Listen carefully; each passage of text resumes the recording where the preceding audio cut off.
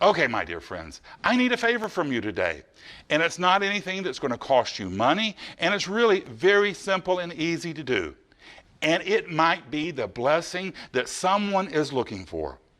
I just need you to like, to comment, or to share this video. And it's so simple. All you have to do in the comment section is just thank you. It really helps us with the algorithms of the YouTube. It means we get seen by a lot more people. So post a comment. If you have a prayer request or a question, you can post that as well. I'll be sure to answer them. It will help us and it will help the world out greatly. Thank you.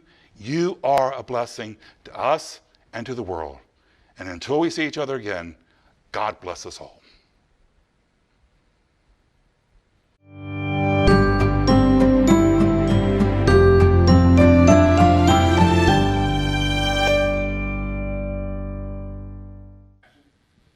So let's begin our service with a reading and treatment. Today I'm reading from my book, Whispers of Heaven.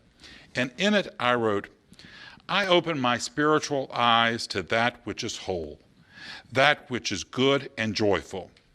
In my spiritual sight, I can see through every cloud of fear and doubt. So let's put these words of wisdom to work in our lives. We do it through affirmative prayer. I'm going to do this prayer in the first person. Take it in for yourself. But say something that works for you, hold tight to that. But say something that doesn't work for you, just let that part slide by. But just know this truth with me today. There is but one God, one mind, one power. That power is perfect love, it's divine intelligence. And that power is showing up in my life, urging me on to know the very best for myself, urging me on to release and let go of every fear and doubt, to open my heart, my mind, and my soul to that inner calling, urging me on to see the world as a wonderful and joyful and loving place. This is my truth. I celebrate this right knowing, and I release this prayer into the mind of God to do its good and perfect, bold and dynamic work, returning to me multiplied abundantly. And together we say, and so it is.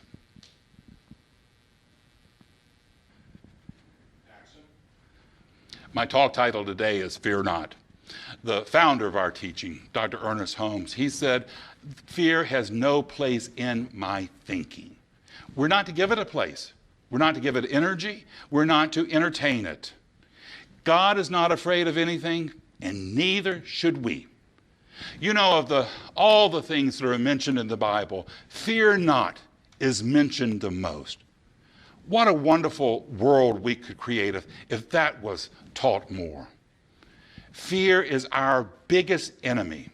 It has done more damage to humanity than any other emotion. Supposedly, the devil, when it wanted to cause trouble to humanity, it revealed sex to Adam and Eve in the Garden of Eden. But I think if it really wanted to cause trouble, it would have told them to be afraid. Fear keeps us bound. When we're stuck, it's hard for Spirit's creative energies to flow through us. We get afraid of making a mistake. You know, here at our spiritual community, we've been dealing with the virus now for almost 7 months. And in that time, we've had many projects. We made many attempts. And some things have worked really wonderfully. We have a morning coffee clutch that is attended by many people. We have a Sunday prayer call-in service that people really enjoy. Our youth program is doing a lot of good things. We've tried other things that didn't work so well. In the hottest part of the summer, we tried an outdoor service. It's never a good idea to try an outdoor service when the pavement is giving off steam. But we made the attempt, it didn't work, and we realized it was a mistake. Now, having had that experience, we can move on to something better. And as long as we don't identify with the mistake, better will come. There is nothing that opposes God. And when we allow ourselves with that power, which set the universe into motion, nothing can stop us. We are the only things that can hold ourselves back. My teacher, Kennedy Schultz, he said that he would look at himself in the mirror each morning and tell himself, you're the biggest problem I have. There's no force in the universe seeking to keep me or you from the love and good we desire. Dr. Holmes says there is no devil, and God is only love. So what is there to be afraid of? You know, I've been in this teaching for quite some time now, and I've seen many people come through our doors. And one of the biggest disappointments they sometimes have is our idea that there is no devil and there is no hell. Kennedy said they get disappointed because they want a place to send their relatives. Now, it's not that we don't believe there's evil in the world. There most certainly is. But there's not a power for evil in the universe. The evil that we confront only has the power we give it. And we give it a lot of power. Dr. Holmes said if we would just ignore it, it would go away. Now, I perhaps am not as spiritually enlightened as Dr. Holmes, and I feel that we can't always ignore the evil. Sometimes we're called to take responsibility, but we should do it in a way that doesn't invest it with any more energy, any more power. We invest energy into evil when we worry about it and when we constantly talk about it. People love to talk about the things that scare them. My parents were that way. They had a group of friends, and they loved to sit around and talk about the things that scared them. Specifically, they had 4 worries. They were concerned about the communists coming to our nation, the hippies taking over, that there might be another depression, or worse even, that Jesus might come back. So they would sit and scare each other. I remember one specific Sunday evening, I was a little guy, and I was on the floor watching the Ed Sullivan Show. I was hoping he would have Popo Gigio on. If you don't know who that is, look him up. And an act came on television that scared the very bejesus out of my dad. In fact, it scared him so much that he leapt up and he went and turned the television off. We used to have to do that. And he pointed to the television and he said, they're going to take America over. Now, the act that he was talking about was the Beatles. And what scared him most was their relatively long hair, which by our standards was still pretty short. It's had such an impact on me, my worries that long-haired people were going to take over our nation, that I made my playmate the next day affirm that neither one of us would ever grow our hair long. You know, a week or two ago, I looked up on YouTube the Beatles, their premiere on Ed Sullivan, and honestly, you couldn't have found more 4 clean-cut looking guys. Their hair was a little bit longer, but not real long. They were dressed in suits with ties, and the song they were singing was, I Want to Hold Your Hand. What could have been more innocent? So what was it that scared my dad? I think he wanted to be scared. And this is not uncommon.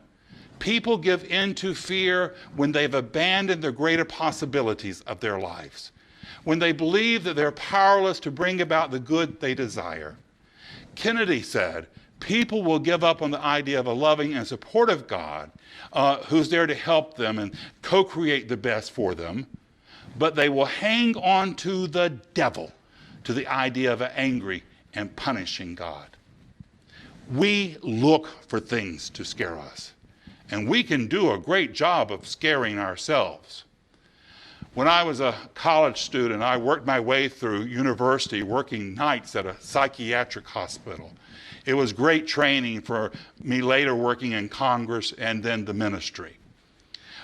Working nights in a psychiatric hospital is probably one of the scariest places you can be.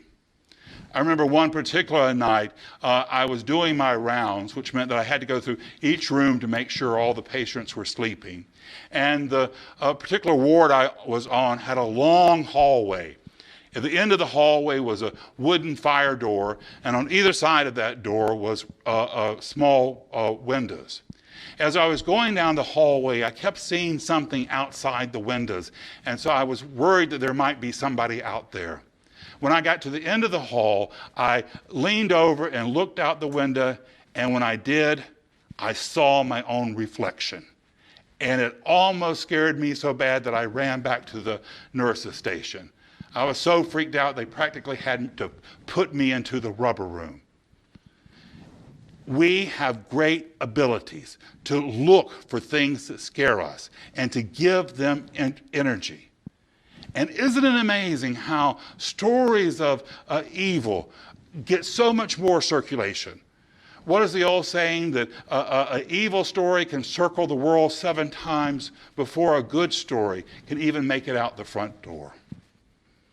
This past week, I saw a video on YouTube that was really heartwarming. It's about a custodian of a grammar school. She's a young woman. She's just moved to our nation. English is her second language. One of the 3rd graders at the school has autism. And one day the cafeteria was just too loud. It was too overwhelming for her.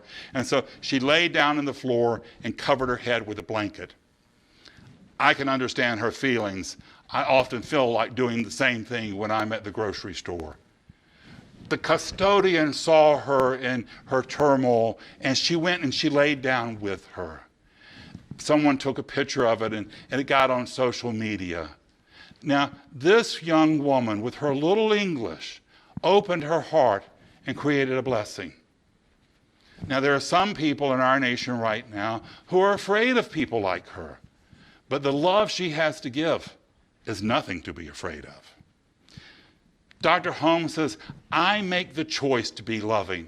I do it by abandoning myself to the divine, acknowledging good in all ways, desiring only good for everyone in my life, refusing to accept evil as part of the divine kingdom. How many of us right now have evil as part of our kingdom? You know, I've always said that we should be able to do prayers for everyone in our lives. How many of us can do a prayer for both Joe Biden and Donald Trump? Because if we can't do prayers for both of those gentlemen, we have allowed evil into our kingdom.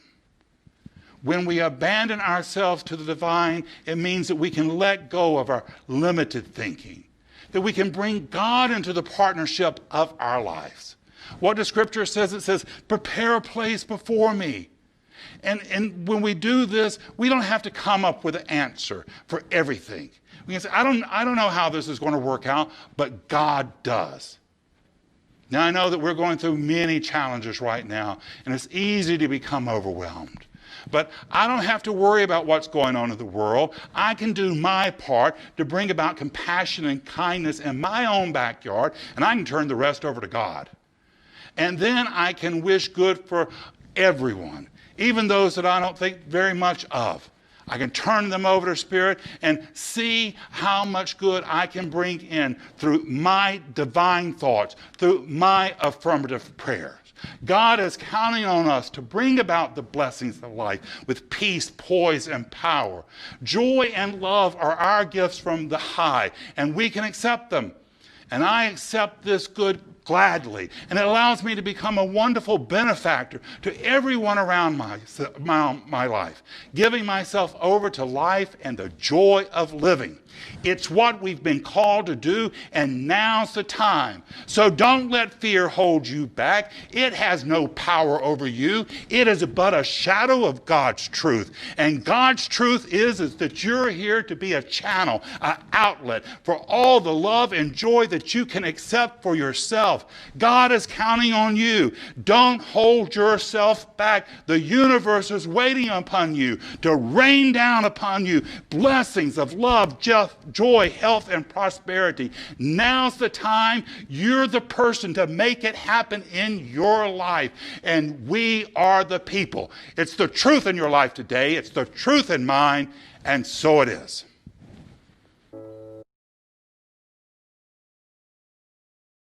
All right, here we go.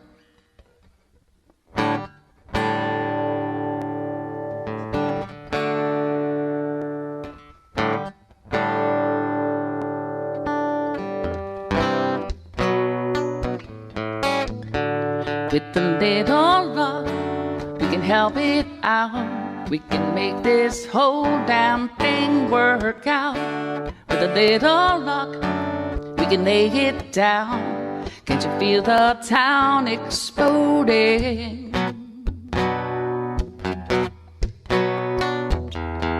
There is no end to what we can do together.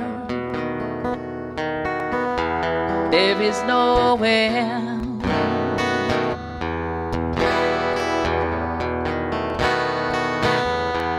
The willow turns his back on inclement weather. We can do it. We can do it. Just me and you. With a little luck, we can clear it up. We can bring it in for a landing. With a little love, we can turn it on. There can be no misunderstanding.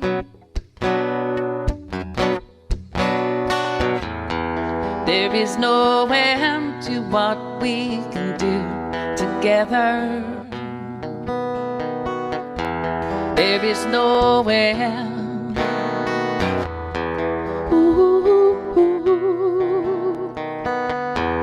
The willow turns his back on inclement weather.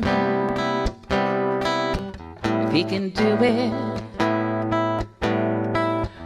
we can do it.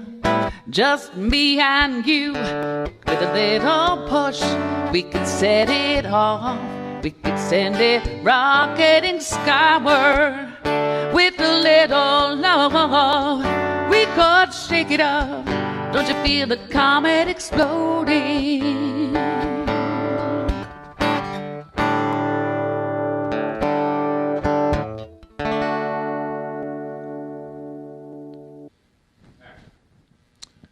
So let's close our service with an affirmative prayer.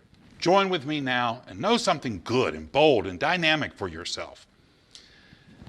There is but one God, one mind, one power. That power is flowing through me. That power is me. That power is urging me on to release every fear, every doubt, and every worry. Those things are but shadows of the truth. Here, today, now, in this moment, I declare myself one with the love of God, the power of God, and the joy of God. I move out into my life confident, knowing that Spirit is with me, flowing through me, and flowing for me, lighting my path so that I can move out into the world, enjoying health and love, prosperity, laughter, enjoying my life. This is what Spirit has called me to do, and today I am stepping up to the very best of myself. This is my truth. I celebrate this right knowing, and I release this prayer into the mind of God to do its good and perfect, bold and dynamic work, returning to me multiplied abundantly. And together we say, and so it is. All right, my dear friends, know this final truth with me. Your life isn't a problem to be solved. It's a miracle unfolding. Your job this week is to go name your miracle, to proclaim your miracle, and to make it your own. God bless us all. Now let us go be the miracle God has called us to be. Until we see each other again, this is Reverend Ken. Many blessings.